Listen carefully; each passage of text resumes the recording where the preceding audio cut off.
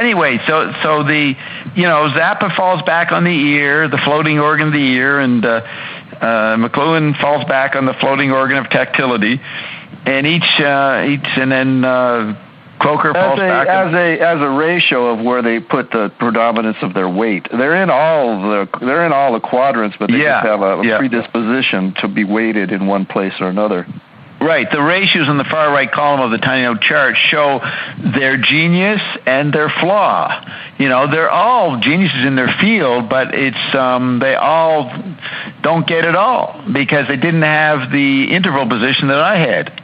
And that's exactly what Ion says. Well, Bob, you're the only one. You killed off everybody. The only one who survived this. JW was saying a couple months ago, he said, Bob, he was all excited. He said, I think people are moving into the position where they're going to start having the bliss that you've had for 40 years. Now, this sounds pretty... To those Zappa colleagues that are listening to this, the guys on Frank Zappa, of course you're going to think I'm a fucking megalomaniac, but no, we're talking technically here. It's got nothing to do with me, the chemical body. We're just talking about what words can say about what did happen. And my words did anticipate and mime what was happening. Bob, it's probably a good opportunity for you to clarify that the difference between you talking about your actual personal, being and your image in the media as a creation, a grand artwork. Yeah, I just did that. I just relaxed and allowed and do everything that Ion said, and Ion's probably the astral plane trying to catch up to me, and they adopted everything that I did to say that's what we should do. Nobody relaxed and allowed more than I did. Nobody had no fucking clue what he was doing, never minded all the way through, but could put on all the dynamics of wordy words and their extensions if required, right? Right. And that was just, I just didn't identify with anything that was going on. I was right in the middle of it all. Anywhere there was a buzz, you tuned yourself to it, and you went and you checked it out, and you got involved with it, and you got something from it. But you also when you'd go meet Bukowski or any of these people, they would get impregnated by you in some way, but you would get something out of the negotiation too. You would get something for yourself out of it. No, it was a fair exchange, and often I would be let them talk. I mean, whenever I talked to Bukowski on the phone, he'd go on and on about how great it was fucking the latest woman he fucked. That's all he talked about. he didn't know how to go over, drop that, and talk about LaRouche or Zappa or McLuhan like I could do. They stayed in their specialized ecstasy. Yeah, exactly. I was just having some more thoughts about the smoke I want to bounce off you, because you think of a movie and you think of a flat screen, the light reflects off the screen. But you could project images onto, if you have a room full of smoke, you could holographically project images onto that smoke that would have more of a three-dimensional look and feel as opposed to a flat screen. I'm wondering if the smoke has something to do with the underlying, screen upon which the light then dances and plays and creates illusions and hallucinations. The light would be either projection like the movie projector, or it could be laser beams, because when they have laser shows, they always use smoke as a medium. The smoke's used as a medium for the laser to appear. Otherwise, the laser, you don't see it as a long stick. That's right. You would see it hit the wall on the other side, but you wouldn't see it in the interval without the smoke. Yeah, and that's what I meant half an hour ago, that the smoke was the TV screen. I remember. And also that he refers to the smoke as being fragile, because you could project a vision onto that smoke, but the smoke, as soon as it moves, that vision shatters and turns into something else. Yeah. So it could go from an ecstatic vision to a horrific vision, and it's very fragile. Yeah, so you have the pixelation on the black and white TV, all that moving dots. When you get stoned, you just start looking at all the dots.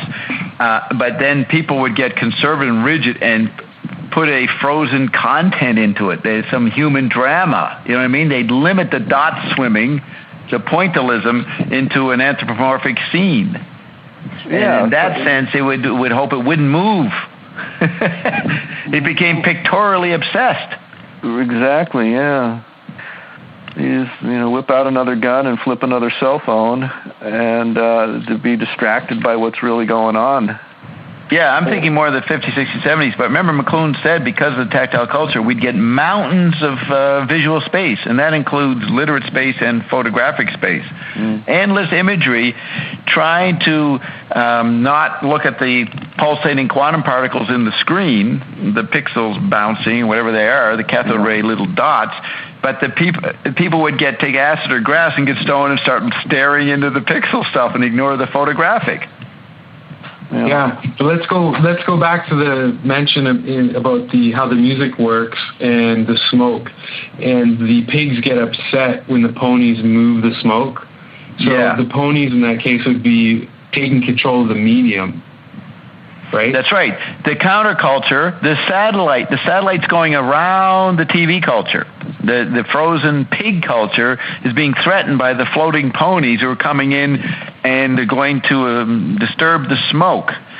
But they're biased and limited too, because Frank's watching that interplay between the pigs and ponies. So like he's basically saying that, he's not getting caught in the polarities between the pigs and the pony side or the counterculture and the establishment. He's just observing them and commenting using anything he has within his arm's reach to make sound with. Right. Yeah. And does sound have the ability to actually sculpt matter? Well, probably. Yes, but what was happening in my experience in the '60s with the Beatles and Dylan and Zappa, to a more hidden ground, was the music they were creating was sculpting the culture. Okay, but that's the question that the tiny note says. Is the ground the eye? That's the Rouge. With an oral bias. Is the ground the oral with a visual bias? Thompson. Is the ground tactility, but emphasizing the audile for Zappa, or is the ground the virtual technology itself? Those are the four interpretations of something that can't be pinned down, because it's like the little worm in the movie Eraserhead in '77 that's wiggling around on the wall and you can't stop it. You can't touch it.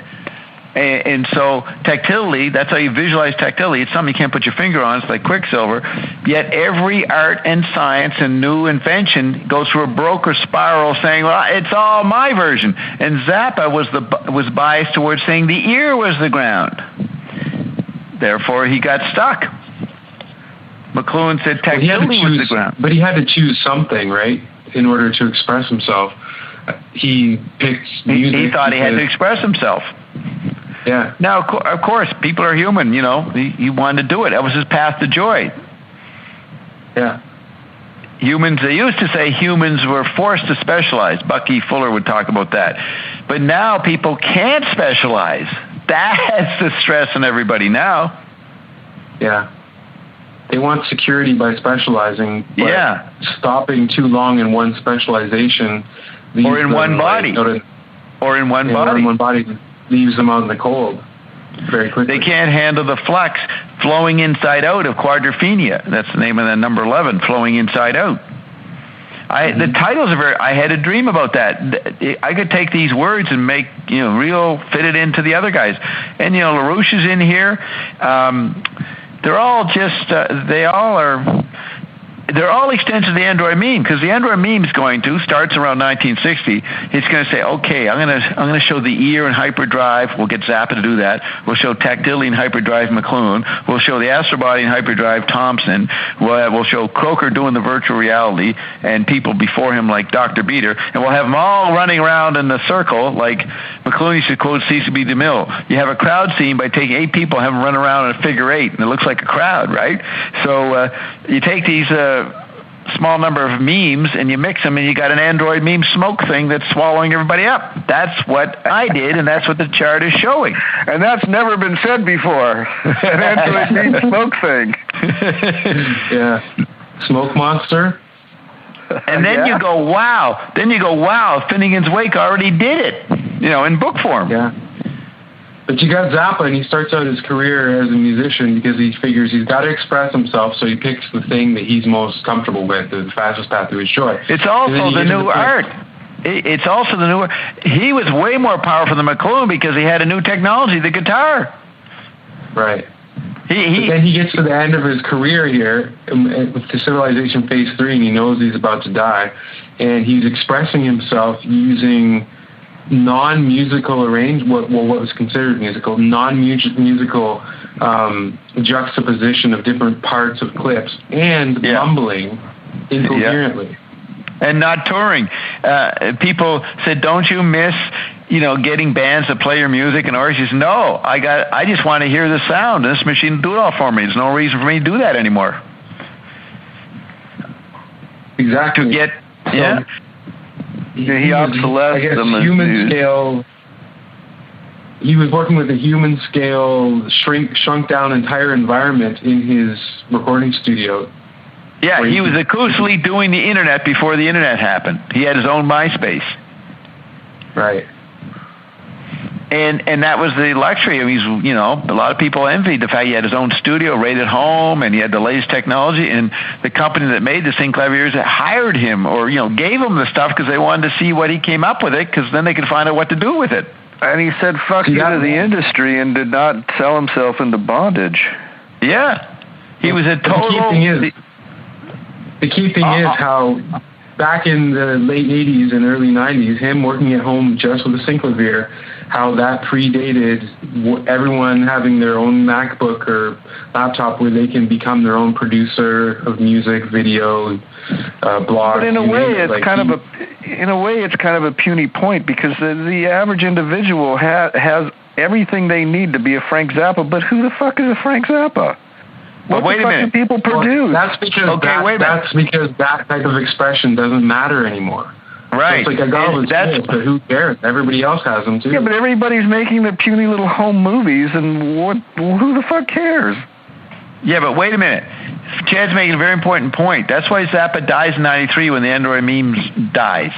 Because he is the artist, the figure of the Android Meme effect, which is you get your own space and create your own studio. So he's totally living in the present, expressing the present, and then he's the last human being to be it before everybody goes completely cyborg, so to speak. And so that's an important image of Frank. That's what I meant when I thought of the chart and why he died in 93. And then what did you say, Scott? Because it was look, all of the instruments of a symphony orchestra have been around for a couple of 100 years. But who the fuck can go into a concert hall and do anything with all that stuff? And so what are people doing with all of the technology that allows them to be? They're a bored culture. It's a bored. They're just making little things and nobody cares, and that's the point. Tweeting. Hey, I just took a piss, everybody. Yeah. I tweeted it, so now you know. They're trying to keep communication, connecting to people going. But the thing is, the anti-environment to this, the solution is Bob's new song, which is the whole thing, not any particular technology or any particular sensory bias. The whole thing, with the help of non-physical ion, creates the whole new thing that they were all groping towards. So the new song is what I'm doing with ion. That's the new musician. Right, but the reason why, so everybody has the tools that Zappa had back in 1993, which at that time were extremely leading edge. But everybody's got it, and they take them for granted. And what are they doing? They're not using their video editor to do amazing things. They're doing fucking Twitter, right? So if they're just Twitter's words. Because it's obsolete to make that. Everybody is dead waiting, for a disease to claim the corpse. Twitter is words, and that's where Zappa took it at the end. Zappa's swan song, this piece, Civilization Phase 3, is basically the culminates in words and mumbling inside of this dark space. Yeah, so, he mimed the virtual matrix individual. So as the media shrunk. The piano's also, you're inside there with the lid down, it's an echo chamber too. Yeah, it's acoustic symbol. And like I mentioned in the beginning, the Zappa had a sandbag on the sustain pedal. So it's an echo chamber, but there's a really long interval between the sound and the echo, because he's put the sustain pedal down, so it runs on longer. Oh. Right. So the piano is tactility, audio-tactile, in visual form. See, to express tactility, you got to put in one of the sensory modes, and that's incomplete. That's postmodern fractal fragment. You can't get the whole in it, but the thing you pick can be the whole, an image of the whole. And if you look at the cover of Civilization Phase 3, you've got this big, giant piano that is like towering over a whole city. And on the front of the piano, where the keys are, where you normally would put your music, there's the front of what looks like some kind of governmental building. Like it looks like you'd enter into the it's Capitol. Big Brother. Now, the piano, now we start off saying it's visual, but if I'm a tactile thinker, we start off saying the piano is the expression of the visual phase Gutenberg culture, but it's actually the audio-tactile, and the audio-tactile prison is what that stone is, or that image. That's the castle people are stuck inside of. Because it's tactile, it has all the sensory components. And if you have a government building there, that gets into the other part of my chart, the first, second, third, and fourth worlds. The second world is government bureaucracy. In other words, it's a page of Finnegan's Wake you're looking at. Yeah, but we're overlooking something. Finnegan's Wake wasn't all about Star Wars battling. The house is on, the piano's on fire, and everybody's at war, it looks like. No, it's in there. It's actually in Ulysses. When Leopold Bloom is going through his meditations, he's talking about satellite wars and science fiction scenarios. So it does include what Zappa did. What about television kills telephony in Brothers Broil? Yeah, that's a science fiction statement. Yeah. You got machines fighting. Yeah. And their whole environment. I mean, all the 20th century unfolds from Finnegan's Wake, and all the McLuhan, Zappa, and Thompson, and LaRouche, they all are wrestling with Finnegan's Wake. And then again, in Civilization Phase 3, you're going where the first piece that I started, where they're inside the piano, and then it gets into the payphone, and then they start talking about a gun, and then on from there. So he's kind of flipping through different technologies as figures. Exactly. And there was another, I think I lost it, but I don't know. Well, Bob, okay. The radio you created the circumstances of the World War II, and then the television effect came in. What was the effect of what was the effect of the telephone? I haven't actually heard you comment so much on that. You go from oh, no, the telephone is the period of leading up to World War. Telephone was part of the factors that create World War I. See, radio is collective telephone, so to speak. So you got the telephone, the automobile. Not, because it's a one-way broadcast, and the telephone is interactive. No, you can have the telephone. You call in the radio and your broadcast. The radio swallows the telephone, but the instantaneity of the telegraph going back and forth, it's all the telas. Telegraph is instant communication back and forth, okay? Then you have the telephone, then you have television. And then you have radio, which is a hot culture electric medium. It radiates out, center margin. Then you got movies. But World War I is caused by the automobile, the movie, the telephone, the railway, the telegraph. World War II is radio. World War III is television.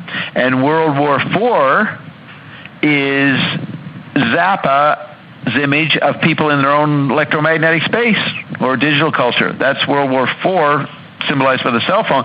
That's why I did not think it should be called Civilization Phase 3. That's a weak title. It's Civilization Phase 4. Did he produce a Civilization Phase 2? No, in the first track of this album, they say, this is Phase 3, and then they say, what about Phase 1 and 2? And they don't elaborate. We're only for the money.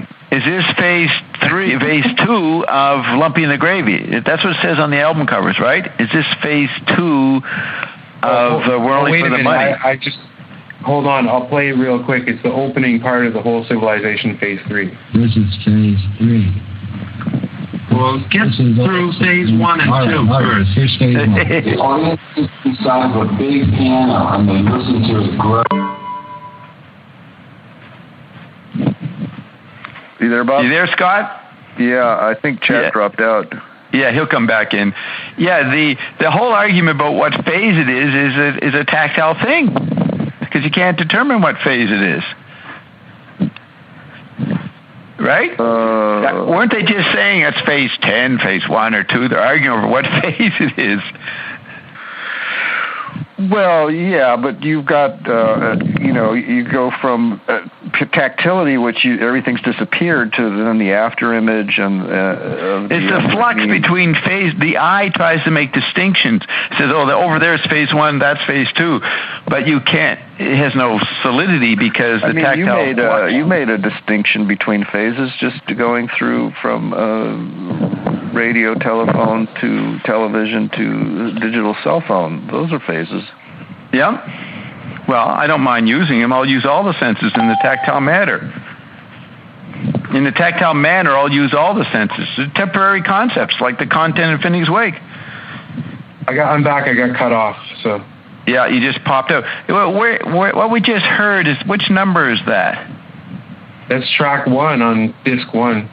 Okay, I'm going up there. I was just saying to Scott how they're arguing over what phase it is, and when you're tactile, you don't know what phase it is. And then I'm also thinking of the words. Go ahead. And then Scott said, well, Bob, you use phases, the telegraph phase, the radio phase. I said, yeah, you use concepts and patterns, visual layouts temporarily. Then I'll shift over to something else. That's tactile quadrophenia, Just because I say it doesn't mean I'm identifying with it, and doesn't mean I'll stay and find that useful. If you listen to tapes of me talking to people, I'll say a bunch of stuff, and then someone will say, well, you left out this, Bob, and then I'll immediately say, yeah, I included that, I just didn't say it. And then I talk about what they said. Then someone says, well, you left out this, and I say, oh, no, I have that, and then I'll say it. So when I say something, I could say a lot more, but I'm polite and stop and let you say something. But it usually fits into what I could have said. And I heard everything you did, and I heard every word you didn't say, Bob. Yeah. So let's re-listen to phase also refers... Okay, we'll re-listen to it, but phase also refers to like the phase on a wave of vibration. Right, so, and McLuhan said in his chart of right hemisphere characteristics and left hemisphere, the only right hemisphere people recognize faces. Literate left hemisphere people can't recognize faces. That's an interesting pun on phase or faces. Ah, yeah. So when you start recognizing big patterns, which is the right hemisphere aspect, you don't look at the little specialized details like the left hemisphere does. You start looking at faces and phases. And that's why faces become symbolic of eras. Remember, we're looking at the Lady Gaga's face. It's got Moon Unit in it. It's got Amy Winehouse, Madonna, Cher. She's got a lot of condensedly packed phasal faces in there. Mm-hmm. Well, what do you think of Lady Gaga, Bob? Is she the next? Is she taking over Zappa's function? No, she's just she's the mystery body. She's the after image of the Android meme, tending toward the mystery landscape. That's why she started the same week as Ion did. March. She started March 12th, and that's when she went solo in her concert, left the role of being front band, and Ion came through March 18th. And Carol and I walked by her school for all the years she was there on East 91st Street. So I was right in the interval of that. But when I say I include Carolyn, right? I definitely wouldn't say it was just me and not Carolyn. But what we're saying, the one thing she's got going on that I noticed, I haven't followed her enough to really have much of an opinion of her as an artist. Other than when I'd go to work out at the 24-hour fitness, they'd have these TV monitors playing like MTV stuff, so I'd see little clips of her. And, I noticed that it appeared to me she was doing satire on the digital culture we live in. And, she has that in common with Zappa. I mean, it's If she was more like Manipian satire. Sorry, go ahead. No, Manipian satire is not relevant anymore. I mean, everybody's a Manipian satirist now. But what I was going to say about her is that Dennis Hopper says as the character Frank, I think it's Frank Booth in Blue Velvet. He says, "I'll fuck anything that moves," right? That's what he says. Well, I'll like anything I hear, and I'll like any kind of music. And when I put her on, I like her, but then I go on to other music. I don't stop to have a preference about it or like it or not like it. I enjoyed it. I looked at a few videos. They're good and interesting. Now, if I want to get technical and figure out... She's not foundational to your discussions about like what's happening now. She listens to Ion. She's expressing Ion. Here's the thing. She's a mystery body like Obama. There's been no star on that level has ever evoked the questions, is she a man or woman or bisexual? This is the question. I don't know what she is, right? So the fact she creates that, she is a mystery body like Obama, and these basic questions about what a person is, she confuses. So that's her main thing, is being a mystery. The music and other stuff, that's not that important, because many people like it, many people don't, and there's lots of other stuff to like, and it's what her image, it's what happens when you're on 60 Minutes. That's what tells you what you are. What is Barbara Walter concerned about? And she's concerned about whether, she doesn't care about the music or anything. She says, are you a lesbian or bisexual or what? That's what the question is. You didn't ask Albus that. Barbara Walters is just trying to ask the questions that she thinks that the audience is That's right. That's what I mean. She expresses what the collective consciousness is into, what the issue is, what the nub of the matter is. It's all based on the congealing of it around the dead zone that Barbara Walter and them live in. They're just the android meme dead zone that goes by polls and everything, and comes up with what the audience is puzzled about. And so I asked Eben Ray, well, just when she turned me on to Tiesto, I don't know how it came up, but the idea that, well, why don't they interview him, since he's such a big popular guy and represents a big thing? And Eben said, well, he has nothing to say, and she wouldn't know what to ask him. And that's true. He's not a mystery figure. He's not even involved with chemical body issues. You need an old-fashioned figure like Lady Gaga, who's playing with chemical body issues, albeit, up the ante to, well, we don't even know what kind of chemical body she has. But that's the issue. She's fit back into the old society matriarchal concerns about what are you? And that's what Barbara Walters, she's the godmother. She runs the society, along with the Oprah and Katie Couric and all that, and Martha Stewart. They're saying, please make the chemical body viable again by making us think about the chemical body and whether we have one or not. That's the old postmodern thing. The establishment requires the enemy of the establishment's position to validate the establishment. So she talks to Lady Gaga because of her body issue, and wouldn't have anything to say to Tiesto. He's just a mere fucking musician who actually is more relevant. He's just DJing other people's music and putting it, splicing it. And actually, I shouldn't say that. He's just a mere Web 2.0 image. He's a guy who's in his little space, his little Zappa studio, entertaining millions and whooshing out emails at everybody. And those emails are that, piercing beam sound he makes. Did you laugh there, Chad? Right. Yeah. The piercing beam sound, right? Yeah, the sound of sending an email. That whoosh sound? Yeah. Had you heard me say that before? You brought that up when I was talking to you last week. Right. The whooshing email. That's what he's playing. He's just making it galactic. It's just beautiful what he does with that sound, right? And he's a perfect guy in his own little place, just, sending out stuff to millions. That's the image there. So his image is just as relevant as Lady Gaga. But Lady Gaga is only interpreted as a person confusing the old chemical body issues. So the image the controversy that she is a stimulant or catalyst for, she probably doesn't give a damn about that. But she knows that she'll be seen that way because it's youth market. It's for kids who are still trying to figure out whether they have a chemical body or not. But it's such a minor issue that the person that catalyzes it has to be someone who you can't tell what they are. Right. I don't think especially with Civilization Phase 3, Zappa was mixing and matching different sounds and textures just because they appealed to him.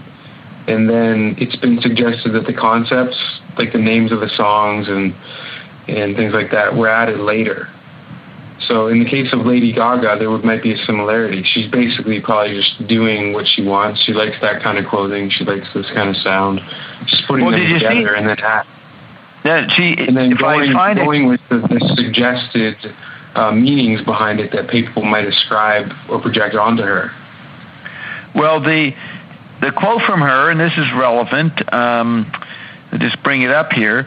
This is what I posted on our ION forum. The sticky topic, ION in the heart of the Android meme. Here's her quote. And it's a very advanced quote. Where is it? She says,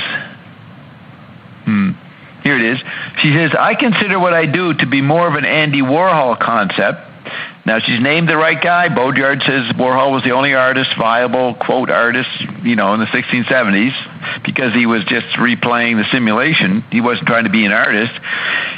But everybody thought he was. They fit him in the artist meme. She says, I consider what I do to be more of an Andy Warhol concept, so here's what it is. Pop performance, art, multimedia, fashion, technology, video, film. Sounds like the range of topics we do on cash flow. But she's got everything in there, and then she says, and it's all coming together, and it's going to be a traveling museum show. She knows he's just an old replay. Yeah. She's a past. She's summarizing the Android meme, and at best, it's the summing of the after image of all the stuff that was plastered everywhere the last 15 years. She summarized that. But the real factor is that she's a mystery body. She's a figure from the mystery landscape, just like ION is. And her museum is just a quantum particle in Bob's tiny museum. Right. All these guys always are expressing some subset of me in my chart and what Carol's doing. Yeah, it's always been that way. We're always the hidden ground. And now we know her song Living on the Radio is about, people think it's about her lonely world of can't even talk to her father, no one's around, no friends, so people hear her music on the radio or on the internet, and so they think she's living on the radio as an active bit of the content. No, she means she's passively listening to the ION cash flow archives and living on the internet radio. That's how she lives. Why do you make that assumption, Bob? ION said that's what's happening. I didn't know that. ION described what she's doing. And so then I knew that, so then I looked at the living... Do you believe everything ION says, or you just go with it? No, I believe everything ION says. This is a question that's not going to ever have any resolution. What do you mean? I gave a definite answer. Okay. All right. Of course I believe everything. We don't know if you believe what you just said. So. Yeah, who said that? Which Bob said that? Yeah, that's right. Yeah. But back to what... I'll get you to contradict what you just said in a couple of minutes, Bob. Okay. Now, what were we just saying just before that? What was it? I didn't finish that. The ground, we were the ground of everything, what? And then but what did I say that you wondered if I believe? Oh, yeah. So ION said this. And so then right after that, the YouTube had up this Living on the Radio was her new song. She did it on a concert recently, and then they immediately some audience video of it. So I'm listening to it, and I say, hey, that sounds like she's actually listening to ION. So I projected that into what she was doing based on what ION told me. Yeah, so it seemed plausible. So ION didn't tell you. What? ION did. I asked him about what's ION's made a big deal out of Lady Gaga, and my theory is because they showed up the same week. But ION has big satisfactions that Lady Gaga is going to do. He's pretty impressed with Lady Gaga, and he loves the fact that she came out of nowhere and was just somebody put out a video and she became something else. But the thing is, ION said that she is into ION. Now, maybe ION's lying, but I've never heard ION lie ever. What he says may not be believable, but it is. Well, that's coming from your newly adopted point of view that everything you think is real. Everything you say is real. Yeah, everything you say is real. Yeah, well, it must be real because you said it. That's right. And since there's no time, we're not. Maybe Ion didn't say when she was listening to Ion. Just said, yeah, she's listening to Ion. Well, it could be 1,000 years from now. Which is the same spot as now. You see, that's what's interesting. That's what's radical about Ion. He gets on there, or they get on there, and are stand firm with the nebulosity of everything happening all at once, right? They never leave that position. Yeah. The unknowability of the situation you're in. Well, technically, everyone is listening to their non-physical, whether they're listening to Ion or not. But that means that Ion is not just non-physical, because he's a particular that we can talk about. Yeah, you mean, how can we hear non-physical if we hear through physical vibrations? The very definition of Ion is a conundrum. But the vibrations have the ability to create and, manipulate solid objects at least. Well, when the vibrations are physical, they would not be connected to non-physical. Well, don't they resonate with non-physical? Well, what's this? That's a blurred overlap between physical and non-physical? Well, aren't the two merging into a non-imageable thing? That's all I can do. He set up all kinds of triangles, physical, non-physical labyrinth of mind, inner, outer kingdoms, and middle kingdoms, and a couple other things. He always collapses these triangulations eventually and says they're merging and moves on to a new thing. The new thing now is sow and reap. That's a new thing he's on. So he takes these things and says that they'll merge, but those are temporary concepts, temporary models. It's the evaporation. By triangulation. So when Ion talks about triangulation, he's just referring to all these examples of these three-pointed memes. Paradigms. Paradigms, yeah. That's close to what he means. He'll go into a lot more. He'll say, you ain't seen nothing yet, Bob. But I have asked him, knowing the nebulosity of Ion, this is what the hours of I pin him down. I don't let him wiggle. You fucking say what it is. And he will give in. On the cash flow, was it this last one or the one before that? Carolyn delivers the knockout punch. Literally, he literally dropped off the line. Yeah. Remember, she stuns him with a question, and he literally the line disconnects. Yeah. He knocked him out. Hung up on Carolyn. I think that's what we were out for, like 10 minutes, and like is I embarrassed? No. She had him cornered. He couldn't answer the question, and the line dropped off. Yeah. Well, that's where it merged. Carolyn became Ion. Yeah. Right. And no distinction. And we'll probably get more. We're going to get all kinds of more tricks by Ion. He's going to do some wacky mutations right in front of us to show the point we're making. Right. Okay, so the non-physical, it's interesting. That's the impossible. And Baudrillard is really describing tactility. He talks about, the impossible becomes figure. It becomes real. It's like, where does physical tactility touch non-physical? And because they do overlap, which is the faith Chad just expressed, then that's why there is no difference between the physical and non-physical. And the terms are erroneous. Well, tactility can't really be experienced. Right. And neither can non-physical, apparently.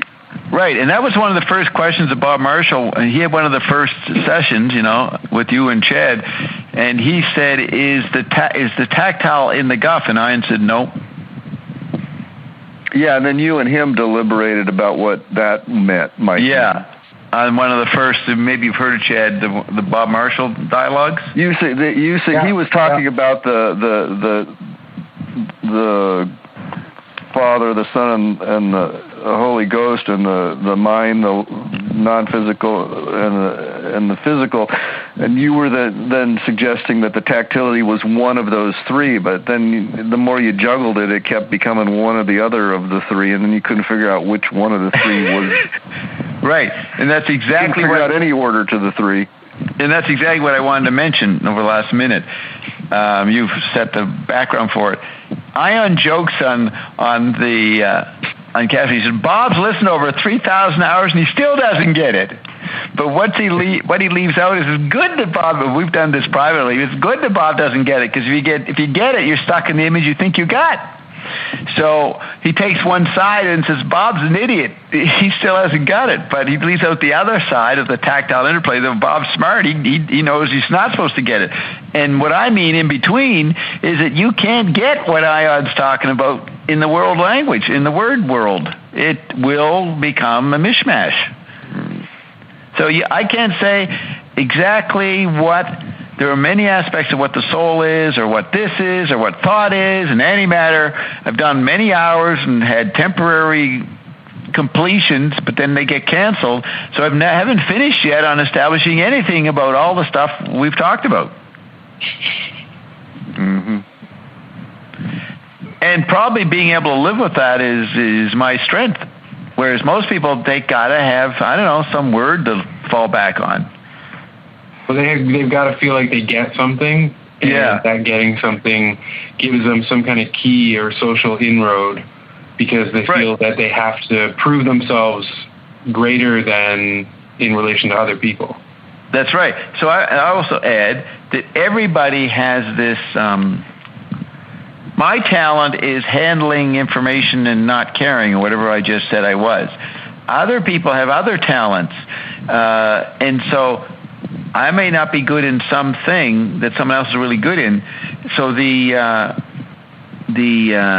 could say the reason I'm a figure today is because having the ability to be indifferent to what you're exploring in an information talk show format is the present ground, reflection of the present ground right now. That wouldn't be relevant 100 years ago. Right? When there was no tactile flow of electricity going on too much, you'd have to be someone like Bismarck or something, right? Be more solid. Mm-hmm. Ion talked about how people, I care about what you think about what I think, etc. ad infinitum. And as far as I could tell, Bob, it's never been of any great concern to you. You don't worry too much about what other people think about what you think. Right, and get away with it. Have circumstances where it's like what they say about rich people. They got fuck you money. They got so much money they can say fuck you to anybody, right? They're not dependent on an employer or anything. Yeah. Well, I've got fuck you money plus. I got fuck you Ion. Bob, how we discussed on the Dukes Forum about the new force field that Ion's sort of revealing to us, where money used to be the force field. Now there's some new force field that's coming in. Yeah. What about it? So what would be the new fuck you money if it's not money? Ion. Ion, remember, if you listen to the sound bites at the beginning of the High Ionic site, he's talking to someone, and he's talking about take your power or how to be powerful, and he says, now take Bob. Bob's probably the most powerful person who's ever lived on the planet. Have you heard that, Chad, that part? Yeah. So he says that, and I'm listening, and I start snickering as he says this, and the client goes, oh, yeah? And then he goes on, and he says, Bob doesn't have a clue where he is, doesn't give a fuck about it, but he happens to have be the most powerful person on the planet. So I thought about that, and I said, let's try to make that in a practical concept, or a practical context. If you're someone like Warren Buffett or anybody who's got a lot of money and bodyguards and all this, the one thing you'd want to know, the only thing you would require is some way of knowing what's going to happen just so you have that edge of security. What else would you want to have? You would want to know. You want to have an extra knowing about what's going on, right? That would be the final wealth.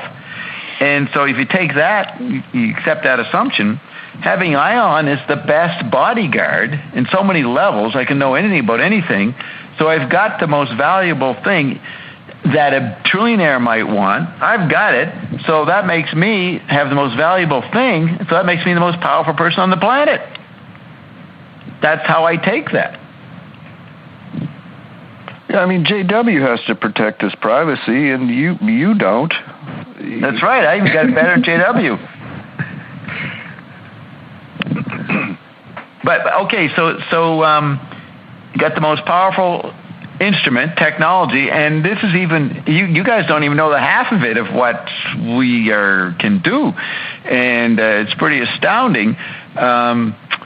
So what would be the next thought? So, oh yeah, that's why ion's going to be the new currency, the new money, the new whatever you said, Chad, started this topic off, 2 minutes ago, 5 minutes ago. What was it you said? Money's gone, and what will be then? If money was the old force field and there's a new force field, what's the new fuck you money that gives you your ability to just step away from the crowd? I've just explained why it's iondom.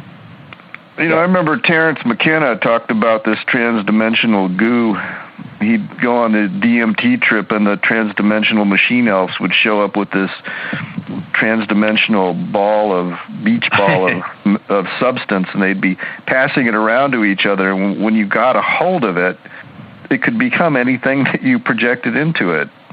So you could carry it. It could become a suitcase, and then you could turn it into a car when you needed a car, and then you could project it into becoming a shower when you needed to take a shower.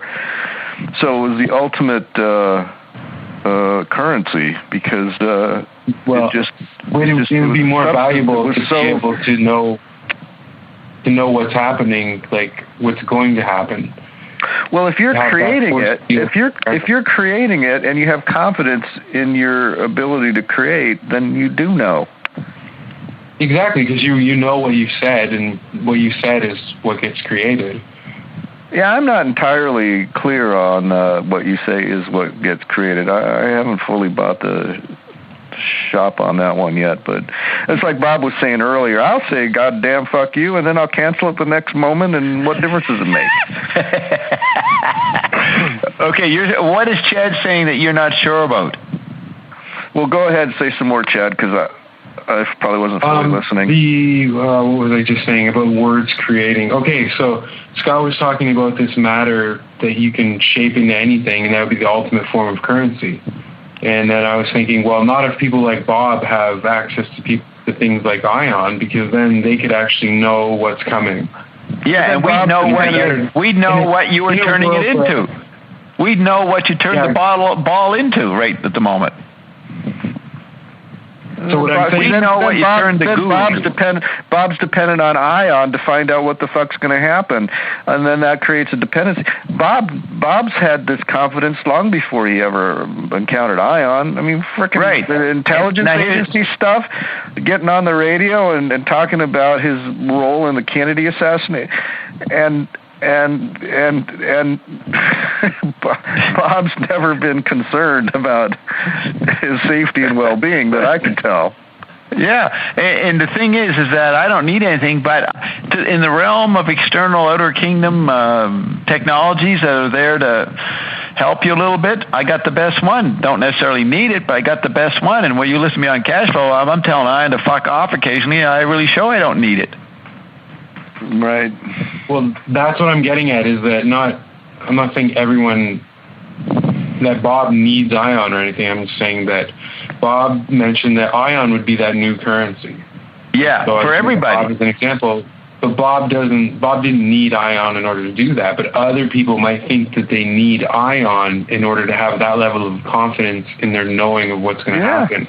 Listen, I've got some problems I'm trying to solve, and when I first heard about ion, I was hoping that I could, get some advice or some, something, guidance or something like that, it still ended up, it's up to me to solve it. Ion hasn't helped at all. Well, there might be help from ion, but to the degree there's an outer kingdom or some shared consensus reality, definitely ion's going to contribute to that. Not just Bob. But the other aspect was what? Ion being the new currency. Force fields.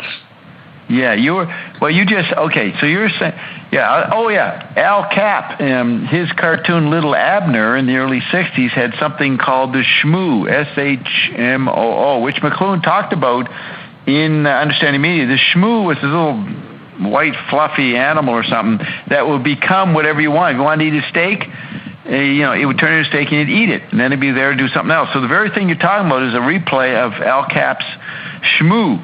And McLuhan said the Shmoo was an appropriate image because with automation, we're going to be able to turn any object into any other object. And so McLuhan was showing how the science fiction possibilities of technology were already shown in the pop culture comic strips, Little Abner with the Shmoo. And you've got this thing is a Shmoo. That's what I wanted to say. This point you're talking about. I think they've projected. There's already a technology that's actually showing up now that Angela showed me a few months ago. Videos of it. It's called Claytronics, and basically like Shmoo.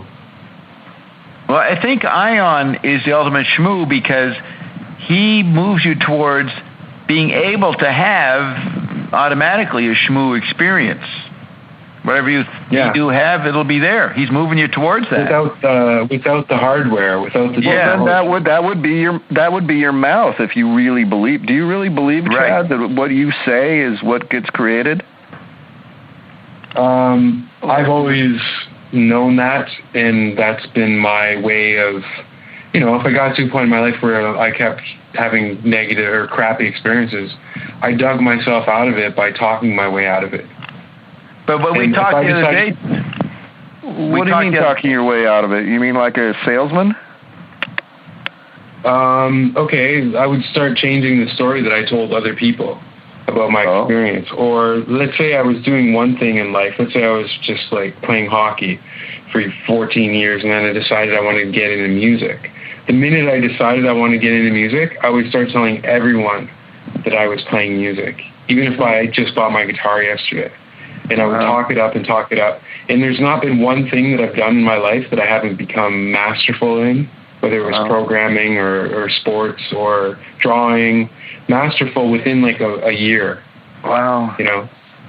But I give it the undivided attention of moving it. And then even science is starting to catch on with cymatics, where frequencies of sound can alter the position and state of matter. So it's kind of starting to show up with physical verification, even through science. Okay, Chad, 2 points. The idea that sound is molding matter, that's the popular image of HARP. There's these invisible energies or soundscapes that are molding people's brains, right? So that's the popular paranoid version of string theory, that the ground is sound relationships. And that is the archetypalizing of sound in the ear in a tactile environment. The internet archetypalizes that tactility and synesthesia, especially Web 2.0. So we're in a post-tactile situation, and I say that's the extension of non-physical.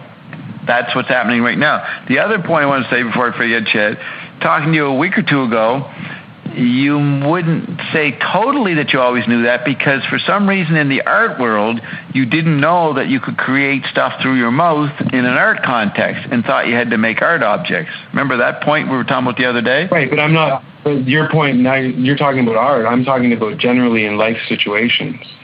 Right, but you did not relate it to the art identity that you had. Exactly. I didn't consider the mouth to be an artistic medium. Really. Which is interesting to go into what you thought the mouth, as you were just explaining a minute ago, what it applied to, and why you could say chemical body. This may be the reason. You had it down for your chemical body and communication with other chemical bodies, but you had not connected that wisdom to the chip body or the artistic modern technology creative area.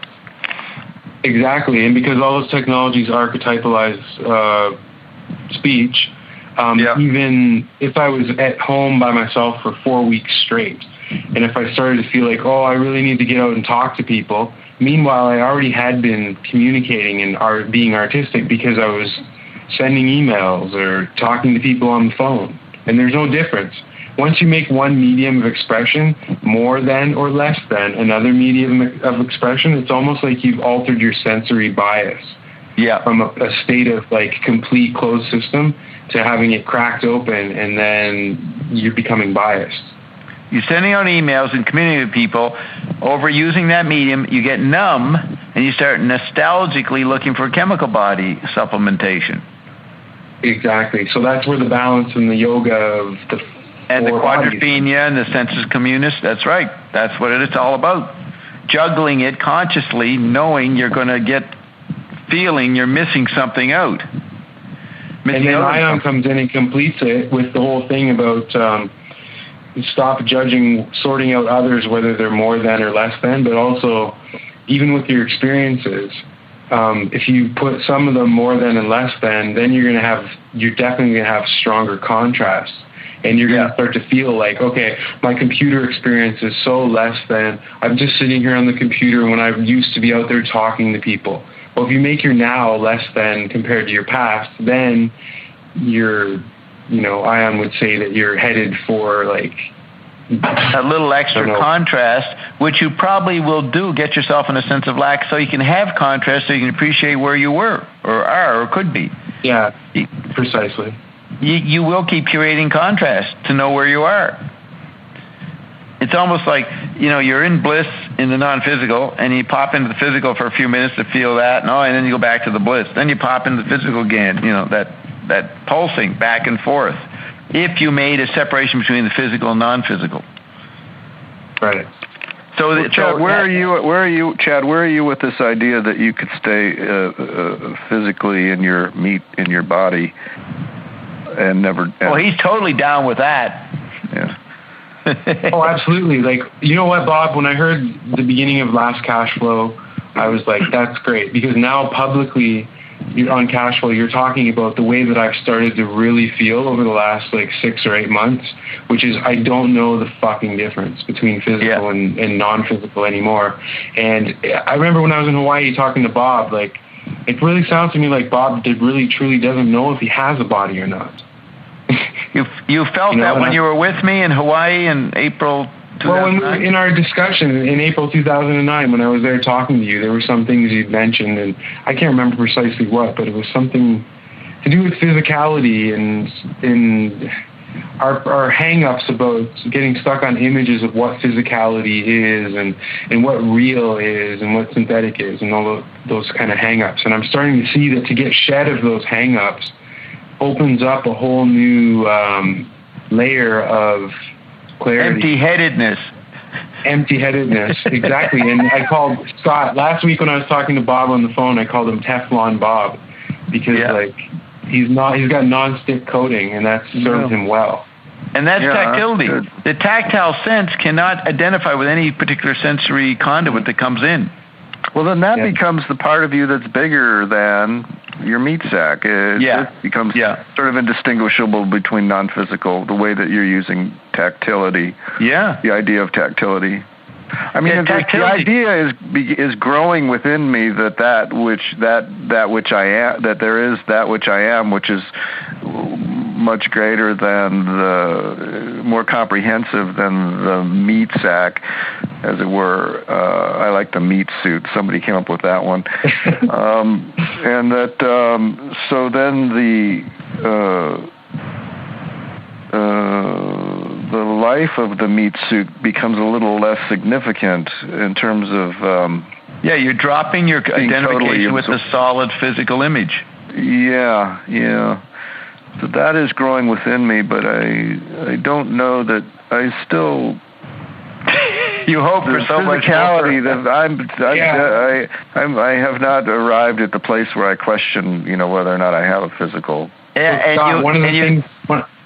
Let me say this, and you should realize you'll never get to that point, and that'll help you relax about it. Yeah.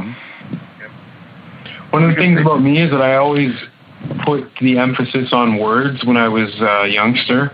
I was always a standout in English class and always a standout in anything linguistic, or in high school I was given the English Proficiency Award because I just mastered English and I knew the the way that words were organizing the way that people perceived themselves, or the way the words were steering or controlling or bending the way people thought about the world and their place in it. Mm-hmm. And when I got out of high school, I started to get into Marshall McLuhan. I started reading Understanding Media, and then I got into Joyce. I went from Ulysses and then straight to Finnegan's Wake. Was this before Bob? Before Bob? That was it. I got into, Bob came in, there was this one summer where I had just read Understanding Media, and then I had just purchased Finnegan's Wake and hadn't even cracked it. I looked through it, but I hadn't begun to make anything out of it. And then my friend gave me Bob's tapes that same summer, within 1 month. Yeah. Yeah. And that was also, I had a pretty serious psychedelic experience, heavy psychedelic experience, all within that summer. So it'd been probably from May of 1996 up until July. All that happened within there. And it was just a turning of an axis in my life where I was I've done the whole establishment set of categorized thinking that got me this far, and I'm done. I've had it for now. I need to break from that. Yeah. When did you get to that point? You got to that point when you were in 96? Yeah, I'd say 96. Right, that's when you had it with what you thought was the establishment. Rather just putting everything into categories. Yeah. And just general flow of what was available without looking at it. Okay, basically, when I came to McLuhan, first of all, that was paradigm shifting for me because I saw all the technologies that I was surrounded by, I saw them in a different way.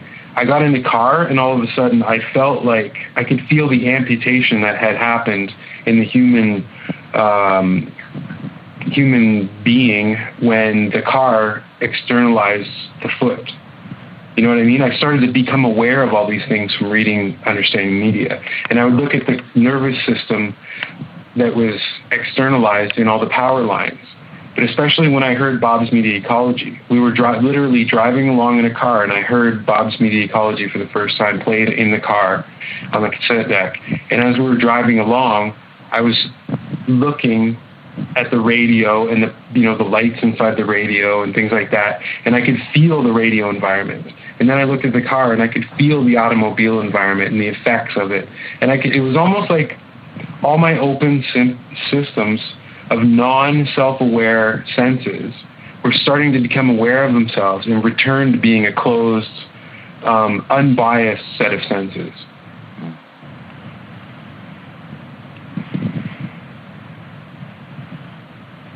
That's cool. That's neat. Yeah. So what was the nature of your psychedelic experience? 22 grams of dried psilocybin. And what prompted you? McKenna used to recommend that. Did you get the idea from him? I never tried. I have never ever gone out and tried to acquire any kind of substance, like narcotic or psychedelic or anything. I've never ever reached out to find it. It's always there's been. I was just wondering if you had heard him say that and thought to yourself, "Oh, I'm going to try that." No. The only reading I ever did about psychedelics was to kind of read about other people's experiences after the fact to compare notes. Yeah. It was never I didn't read something and go, "Oh, that's really cool. I want to try that." It was always the obverse, where I would do it, and then I would go back for some kind of branching to any previous reference to see if anyone had experienced what I did. So what happened after they ingested the 22 grams of psilocybin?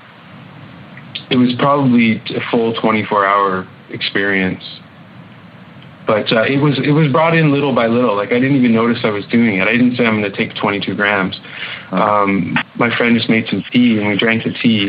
And then the next thing I knew, I was sitting on the couch, and we were listening to quadraphonic sound on the stereo. And I had my hand in a cracker box, but the cracker box actually had the mushrooms in it. So I thought I was eating crackers. And my friend, an hour later, he looked over and said, did you just eat all the mushrooms? And I was like, no, they're crackers. And then he goes, no, I put the mushrooms in the cracker box to hide them away so we wouldn't find them and get into them. So, and then after that, it was all a series of very anomalous experiences for about 24 hours. Were you concerned at any time, or were you just simply enjoying it?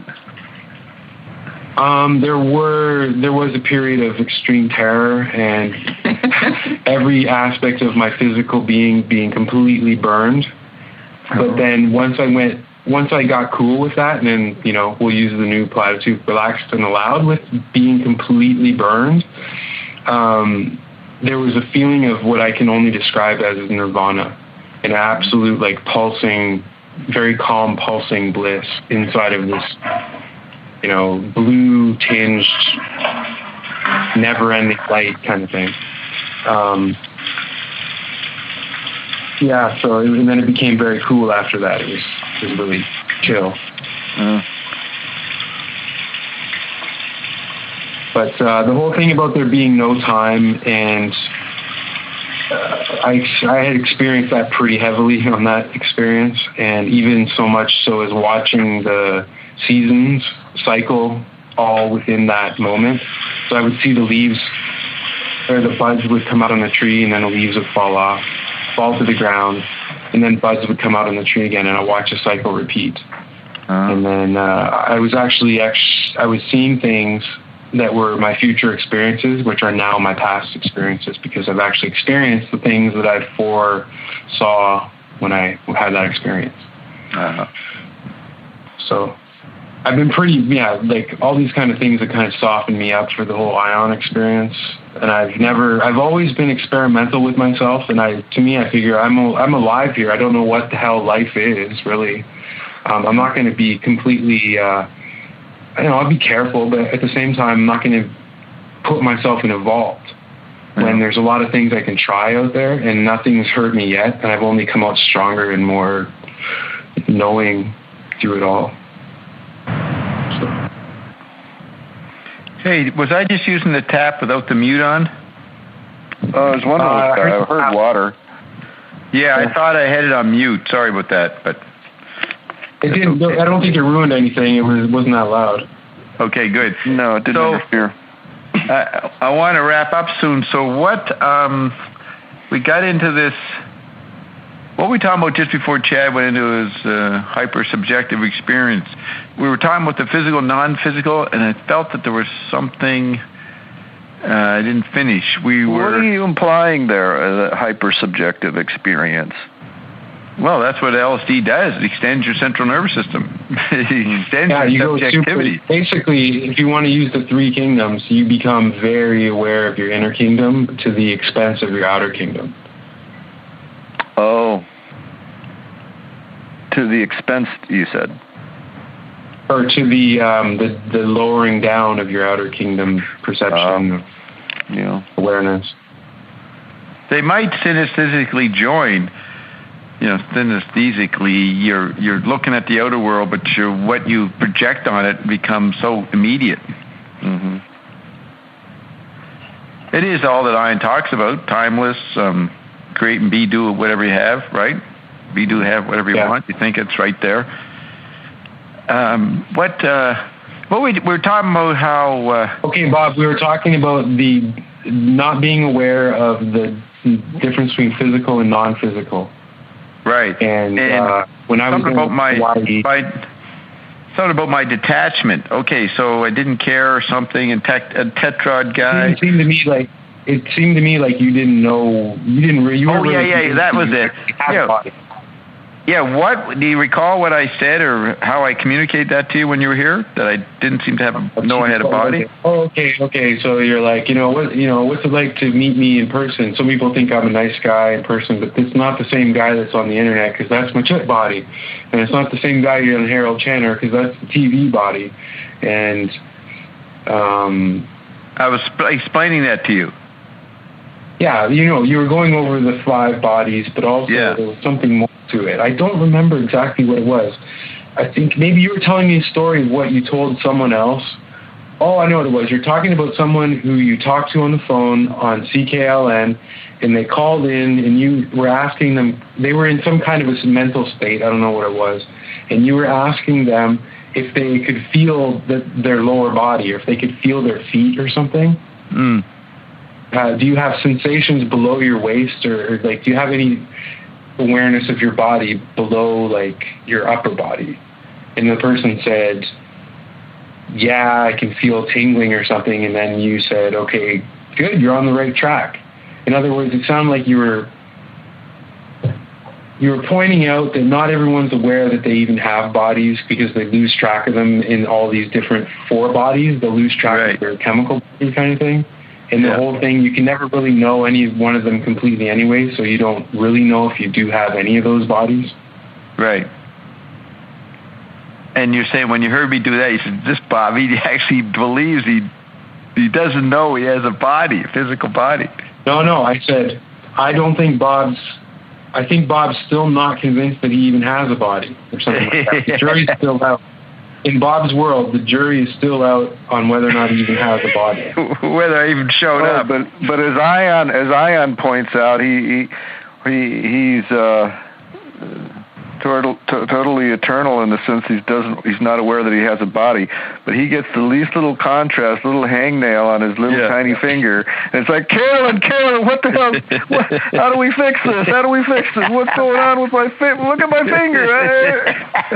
Oh, it's just your fingernail growing, Bob. Oh, okay, it's all relaxed. Okay, it's just changing. Do we do physical, Carolyn? Yeah.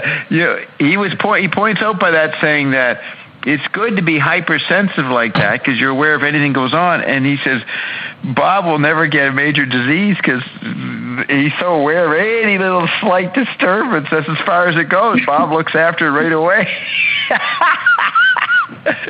Yeah. Anytime Bob's smoke moves, slightest little smoke movement, Bob freaks.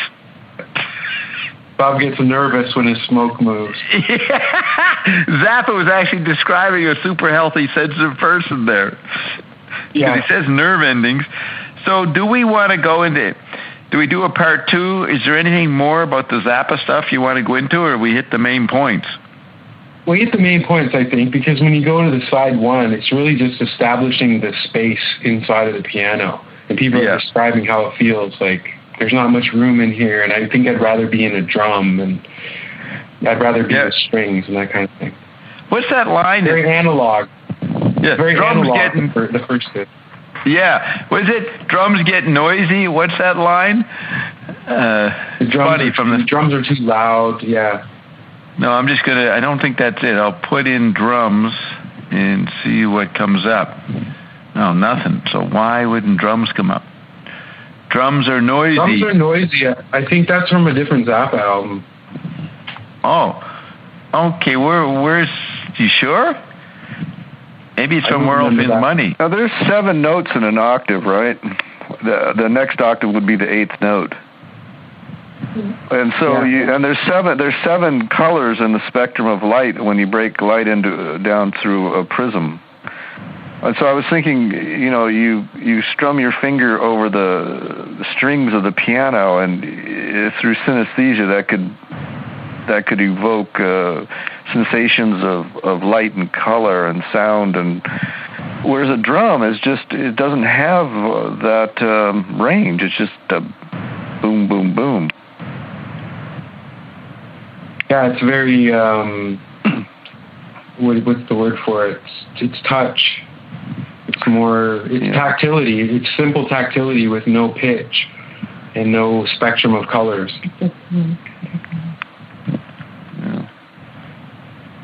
And it drums reacts to your kinetic. Yeah.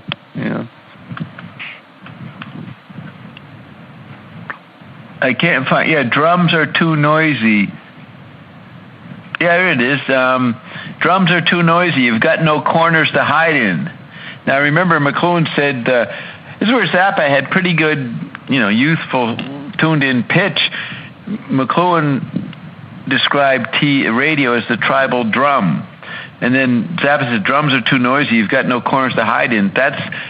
the corners are visual space, literate man being imploded upon by the acoustic space of radio. And you have no privacy. Yeah, you've got no corners to hide in. So isn't that, I'm looking it up now, isn't this from Lumpy Gravy? It says, so when she's beating him over the nose with a tire iron, and when we both jump away and disappear, and the pig will turn around, there'll be this pony. Oh no, man, kangaroos. That's some Lumpy Gravy. Yeah. Yeah, it's got to be Lumpy Gravy. It's not Civilization.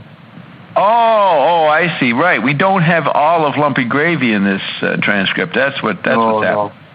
Yeah, there's stuff on the first Lumpy Gravy that's relevant to what we were talking about. He has echoes of it in Civilization Phase 3, but there's lines like that. And I used to, as soon as I heard them, I say, wow, that's McLuhan-esque. And it was almost like I was oblivious to what I was creating. I mean, well, why wouldn't he? If I was talking about McLuhan, well, why wouldn't he do it?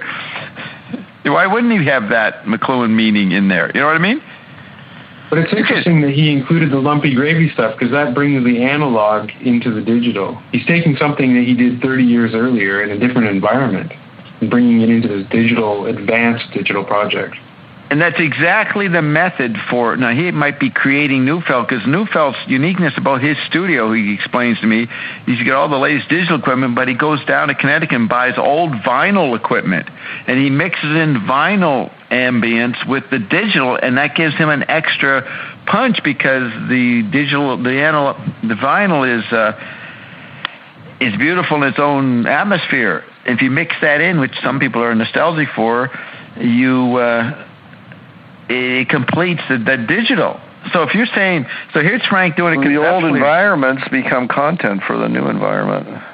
They're always there embedded in there. No, the digital is the content. The digital recording. Well, the digital recording tools and everything are very inhuman sounding. They sample out most of the noise, so you get complete non-sound. Yeah, so he's retrieving organic. Bring back humanness. Yeah, with the vinyl or analog, he brings back organic vegetables. He's bringing organic vegetables into the buffet. He's having vegetables as well as digital sterilized, genetically modified foods, which is the digital part of his thing. He mixes the whole range of the 20th century. I'm just thought of that as you said, Zappa conceptualized that.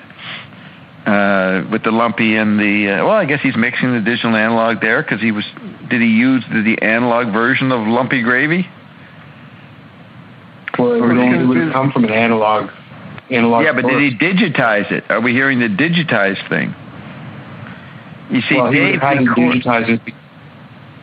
Right, he'd have to. Well, Dave records with the vinyl analog thing. That creates the recording atmosphere. With his conceptual continuity, he was always enfolding what came before into what he was doing next. He was taking everything that he did before and folding it into the next thing. Yeah, so he makes his statement in 86, 87, I'm not going on tour anymore, I'm just going to be doing my music. And all of a sudden he's on the road doing the best band he ever did, with the horns. Like, he never stayed with what he said he was doing. That's tactility right there. In the Andrew Crystal dialogue, I talk about how McLuhan shifted his positions around the room, and the people thought he was having a different point of view verbally and contradicting himself. No, he was just shifting positions in the room and then speaking from that area. Quadrophenia. I don't know, you might, if you ever listen to the Andrew Crystal thing, you'll hear that. Yeah, well, I know recording studios often, they're very scientific about the placement of even just microphones. Yeah. So changing the position of microphones can change the project, irrecognizably. Yeah, big time. Change it big time. Big timing. Big timing.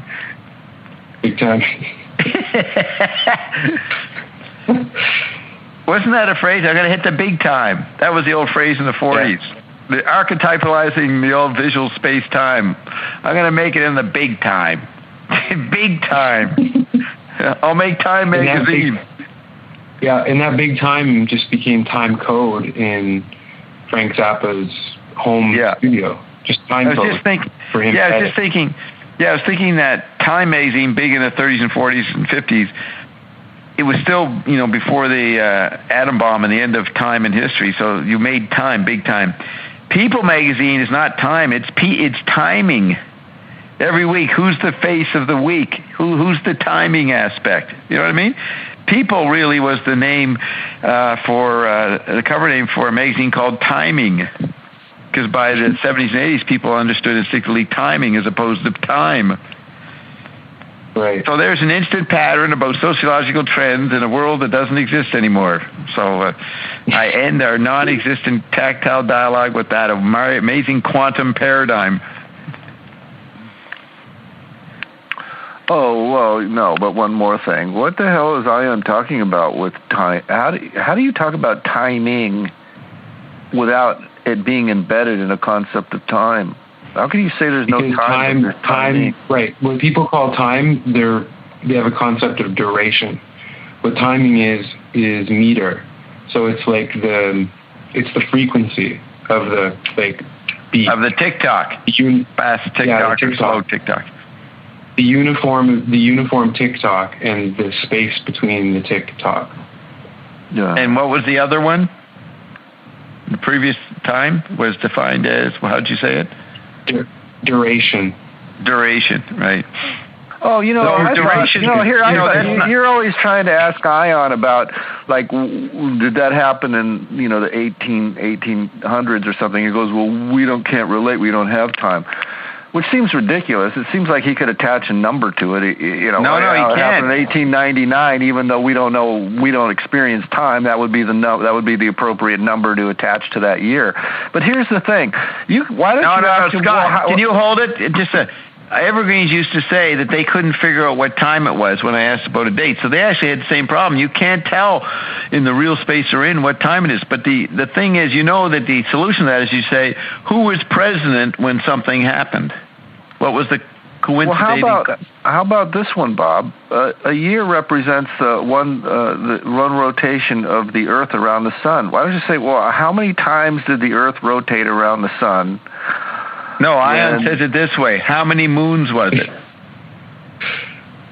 How many full moons? That's more Native American, but if you want to jump it up to a larger scale because you're going to go 1,000 years, it's too many moons. So what did it happen when the sun rotated 1,000 times, Well, the thing is, mark 1,000 years. If every conversation is two conversations. See, humans believe that it all flows in one direction, but it also flows in the opposite direction. So every time the Earth goes around the sun, it's also canceling itself out, going the other way, and going back to the same spot where it began. And that's Ion's perspective, would be, how do we know what time it is? That's an interesting concept, theoretically, abstraction, and so on, but do you have any reality that there's something substance to what you just said? Reality with substance is it's a completer reality that embraces the fact that when you look at a clock face, on the front it's going clockwise, but in order for it to go clockwise, on the back of the clock it has to go counter. You have to look at it and it's going counterclockwise. So if you're on this side, it's going clockwise. If you're on the other side of it, it's going the opposite way, which cancels it out directionally in our experience and recording of it as well. So with the past, McLuhan says it in some of the clips that are on the Bob's Media Ecology tape, or it might be Medium as the Message. We're playing the old story backwards, and there's something about we're going simultaneously into the future and into the past. What did Angela say? Angela called it a time loop. So a string on a string theory. Right. So Chad, I don't know what I was going to say, but... duration, the low duration. No, I was thinking duration. I'm glad you brought that up. Duration is not appropriate. That's tick-tock. That's the space timing. It's just the visual figure of dates. The XYZ of a date, which literacy brought in, which is not accurate. And all that thing you were describing about whatever it was a minute ago, That's eyeball stuff. Oh yeah, the sun going around, the clock going, canceling out. That's eyeball stuff. Mm-hmm. That's only 1/4, 1/5 of your sensorium. But that's ion shows up with the remedy for the eyeball, because every conversation is two conversations. So if you saw it go clockwise, it also went counterclockwise, canceling the eyeballing of it out. Oh, I also wanted to say, you were very articulate when you were young in school and all that, and English proficiency. Yeah. And the present love of your life is someone who mumbles.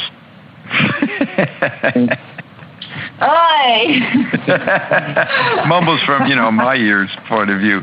You actually have flipped into your opposite here, Chad. You hang out with someone who does not articulate clearly for most of us in our culture. Bob, you're being rude. How would you know? What? He qualified. He said in our world. He said in his perspective. Yeah, in my culture. I'm not saying you're clear in your culture. I'm so advanced, that I don't have time to pronounce my words for you. Oh, Ion's calling me. Okay. I think Aperture Science song is going to start playing.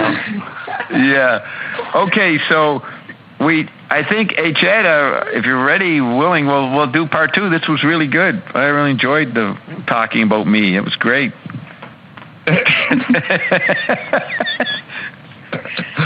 No, I love talking about Bob. It takes some of the pressure off me to have to talk about me. So yeah.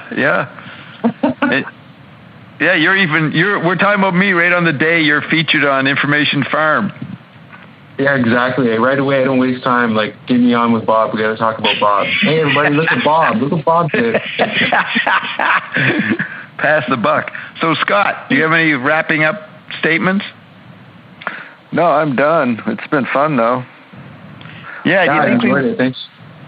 I think we went from we did over 3 hours, right? Oh, yeah. Including the foreplay, yeah. Yeah, without the foreplay. We got together at 6 in an hour and a half. Hour and a half. We got together at my time 9, so an hour and a half would have put us at 10:30, and it's now 2, so almost 4 hours after the foreplay. Right. Okay, good. So I was pleased with it. Also, I will go. I have to, let's see how you stop the recording. Go over and look at the script. And you know how to wrap that up and send it to me. Then you're going to send it as an MP3, Bob? Yeah. Okay. So where it